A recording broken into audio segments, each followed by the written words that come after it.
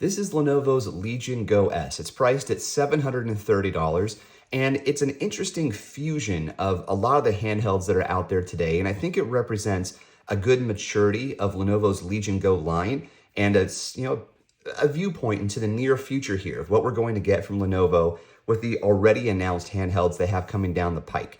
So let's take a look at this real quickly. Now, I main on the ROG Ally X. It's $800. It has a 7-inch display, 1080p.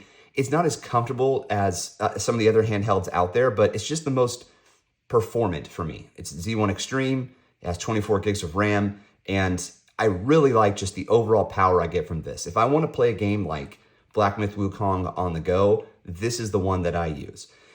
But it's not as comfortable as something like the Steam Deck OLED. Now, the reason I don't main the Steam Deck OLED is that it's 900p and it doesn't perform on those games as well as you get on the ROG Ally X and at the higher resolution. But that can be subjective. Some people just, they don't care. They just love the comfort of the Steam Deck OLED and they go with it. Plus, I mean, the way that the screen is designed, it's also just better in lighting conditions. So when you have something like, blinds, see how reflective the blinds are on the ROG Ally X, and it's less so on the Steam Deck. It just sort of diffuses it. This anti-glare coating is fantastic. I love the Steam Deck OLED for that, but it's not my main, primary 100% of the time handheld. Well, then there's the Legion Go. I love that the controller is detached and it has a kickstand, and the colors, the vibrancy of the display is really good. It's extremely reflective, and the battery life isn't very good. Plus, it's massive. So I wanted something that was bigger screen and more comfortable. And that's what the Legion Go S does.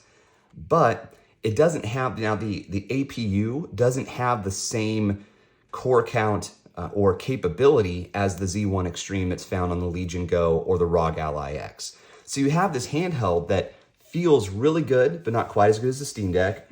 It performs well, but not as well as those other two handhelds, the Ally X or the Legion Go.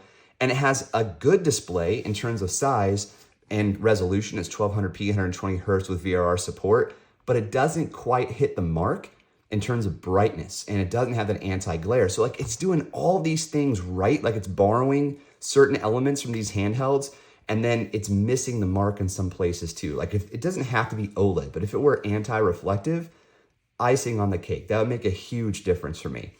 But here we are, this is what we have. So let's take a look at it, and we'll talk about game performance, because I don't think it's definitely underpowered compared to the Z1 Extreme, but the actual results that I'm getting are not that far off, okay? Like 8% difference. It's 8% less performant in more demanding games. But the difference is how it performs at lower TDPs. So we'll get to that. All right. Comfort and controls, man, this thing is off the charts, a huge improvement over the original Legion Go. So you'll notice here on the original Legion Go, I've got these big plastic grips. This was to improve my comfort. I found these on Etsy, and I just went to Etsy and bought them. Russ from Retro Game Core found them on Etsy and then shared the link. I grabbed the link off his video and bought them. It's a huge upgrade for me. I really like those. Now you'll notice there are top firing speakers here, whereas on the Legion Go S, they are forward firing speakers.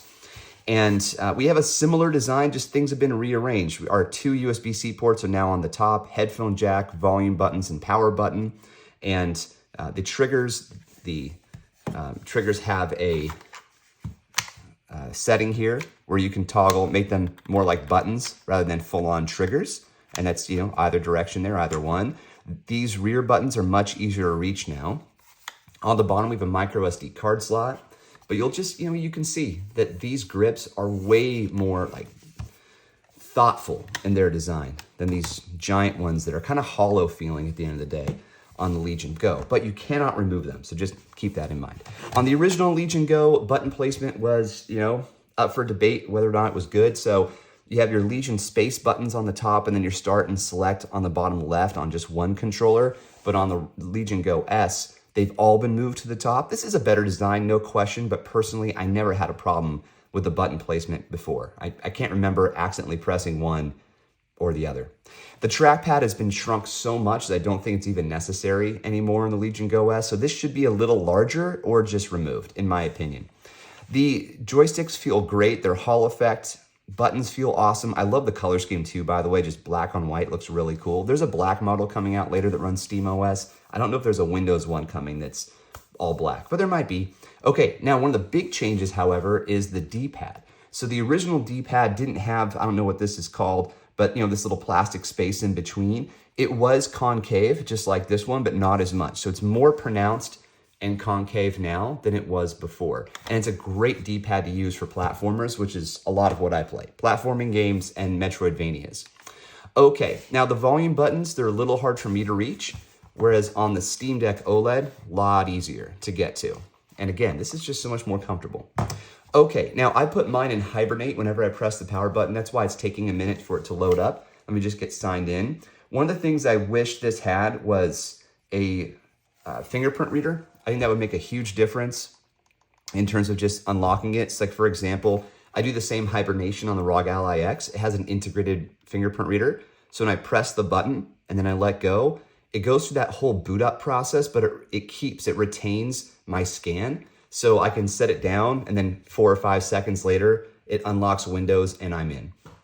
All right, now you'll notice that the screen's pretty reflective. So let me make this darker for us. Now, this is Mark of the Deep. This is a action RPG. It is not very demanding. I'm running it in power savings mode right now, and the FPS counter isn't showing, so I'll close the game and restart it, but I'm getting really good frames on those lower settings. And that's important because the battery on this is pretty small. I think it's 50 watt hours. Come on.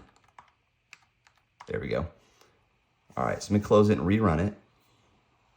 You'll notice Resident Evil 4 Remake is on here. I'm getting about 40 frames per second on average in not power savings mode. Let me see what it's called. Performance mode. And that's the same as the Legion Go, by the way. They're off by just a couple frames per second. It's going to launch Mark of the Deep.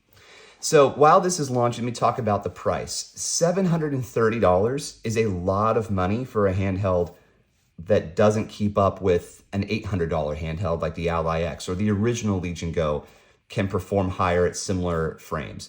Similar resolution, 1200p. So that's definitely a problem, but you're also buying from a good brand. Lenovo's the number one, they sell more laptops than any other company in the world. They've been around for a very long time.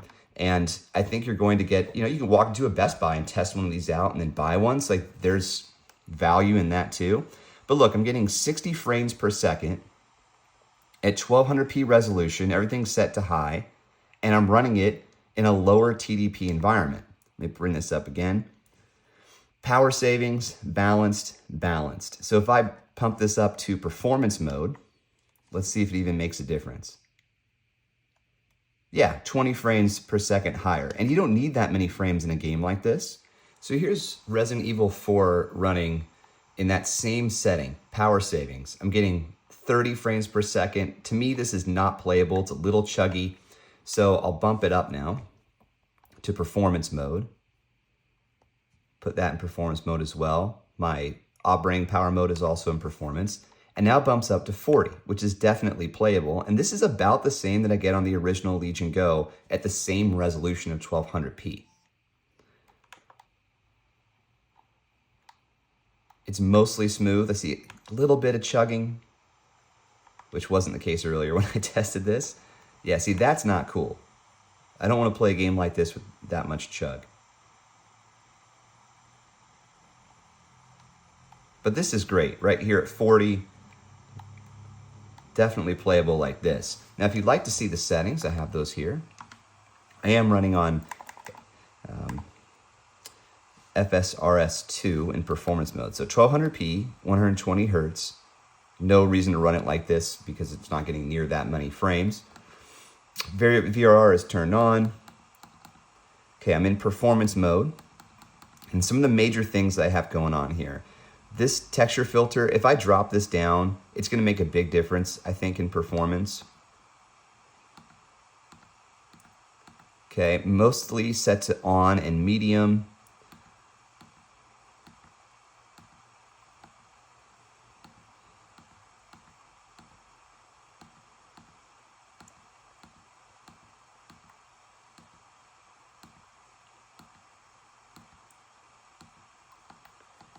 thought I turned this off earlier. I'm gonna turn this off and see how it runs.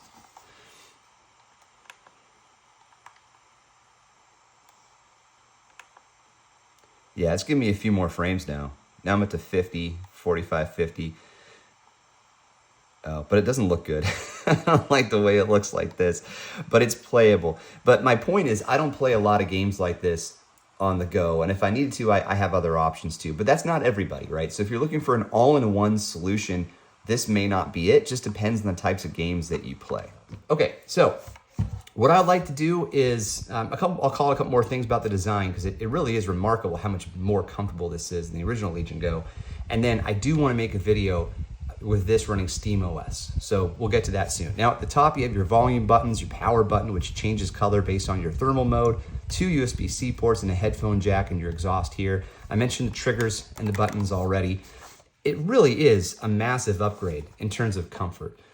I hope this is what we get moving forward with all Legion Go devices. Now that's not to say that the detachable controller should go away, because that is actually really cool too, but it's a total different design decision. We're gonna make a tablet that separates like that. But 8 inches, perfect, love it. Give me 8 inches, 1200p all day long, maybe 1080p, I don't know. But this looks very good. It's just the price tag's a little tough. Now at $450, $500, you have a totally different story. But I do need to test a few more games that are demanding, like Dead Space, Elden Ring, Cyberpunk. But I want to do them in SteamOS, official SteamOS beta, not Bazite. I want to see how this changes things without all those resource-heavy tasks of Windows. So stay tuned, more to come. Thanks to Lenovo for sending this over for review. It does have to go back, but I'll get a little more work done before I send it back. All right, thanks, folks. Cheers.